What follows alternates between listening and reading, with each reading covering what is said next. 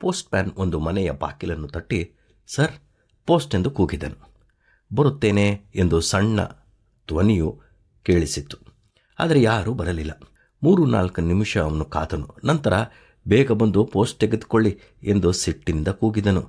ಮತ್ತೆ ಅದೇ ಹುಡುಗಿಯ ಧ್ವನಿ, ಅಯ್ಯ, ಪತ್ರವನ್ನು ಬಾಗಿಲಿನ ಹತ್ತಿರ ಇಡಿ, ನಾನು ಬಂದು ತೆಗೆದುಕೊಳ್ಳುತ್ತೇನೆ ಎಂದಳು. ಇದು ರಿಜಿಸ್ಟರ್ ಪೋಸ್ಟ್, ಸೈನ್ ಮಾಡಿ ತೆಗೆದುಕೊಳ್ಳಬೇಕು ಎಂದು ಪೋಸ್ಟ್ಮ್ಯಾನ್ ಜೋರಾಗಿ ಹೇಳಿದನು. ಹೀಗೆ 10 ನಿಮಿಷ ಆಯಿತು, ಯಾರೂ ಬರಲಿಲ್ಲ. ಕೋಪದಲ್ಲಿದ್ದ ಪೋಸ್ಟ್ಮ್ಯಾನ್ ಬಾಗಿಲು ತೆಗೆದಾಗ ಕಾಲಿಲ್ಲದ ಒಂದು ಸಣ್ಣ ಹುಡುಗಿ ಮುಂದಿರುವುದನ್ನು ಕಂಡು ಮಾತಾಡದೆ ಪತ್ರವನ್ನು ಕೊಟ್ಟು ಹೊರಟನು. ಪ್ರತಿ ಸಲ ಆ ಮನೆಗೆ ಪೋಸ್ಟ್ ಕೊಡುವಾಗ ಅವನು ತಾಳ್ಮೆಯಿಂದ ಕಾದು ಪತ್ರ ಕೊಡುತ್ತಿದ್ದನು. ಅವಳು ಯಾವಾಗಲೂ ಕೆಳಗೆ ಕುಳಿತುಕೊಂಡು ಮೊಣಕಾಲಿನಲ್ಲಿ ನಡೆಯುತ್ತಿದ್ದರಿಂದ ಪೋಸ್ಟ್ಮ್ಯಾನ್ ಕಾಲಿನಲ್ಲಿ ಯಾವಾಗಲೂ ಚಪ್ಪಲಿಲ್ಲದೆ ಇರುವುದನ್ನು ಗಮನಿಸಿದಳು. ಹೀಗೆ ದಿನಗಳು ಕಳೆದವು.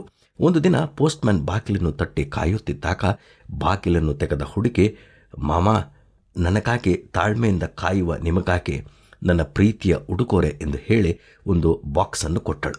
ಅದಕ್ಕೆ ಪೋಸ್ಟ್ಮ್ಯಾನ್, ನೀನು ನನಗೆ ಮಗಳಿದ್ದ ಹಾಗೆ, ನಾನು ನಿನ್ನಿಂದ ಹೇಗೆ ಉಡುಗೊರೆ ತೆಗೆದುಕೊಳ್ಳುವುದು ಎಂದನು.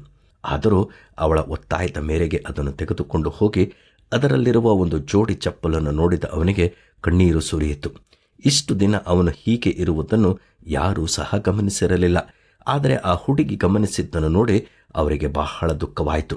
ಅವನು ಅಧಿಕಾರಿಯ ಬಳಿಗೆ ಹೋಗಿ, ನನಗೆ ಬೇರೆ ಸ್ಥಳಕ್ಕೆ ವರ್ಗಾವಣೆ ಮಾಡಿರಿ, ಇನ್ನು ಆ ಹಾದಿಗೆ ಹೋಗಲು ನನ್ನಿಂದ ಆಗುವುದಿಲ್ಲ ಎಂದು ಬೇಡಿಕೊಂಡನು. ನನಗೆ ಚಪ್ಪಲಿಲ್ಲದೆ ಇರುವುದನ್ನು ಕಂಡು ಅದನ್ನು ಕೊಟ್ಟಂತಹ ಕಾಲಿಲ್ಲದ ಆ ಹುಡುಗಿಗೆ ನಾನು ಹೇಗೆ ಸಹಾಯ ಮಾಡಲಿ ಎಂದು ಕಣ್ಣೀರಿಟ್ಟನು.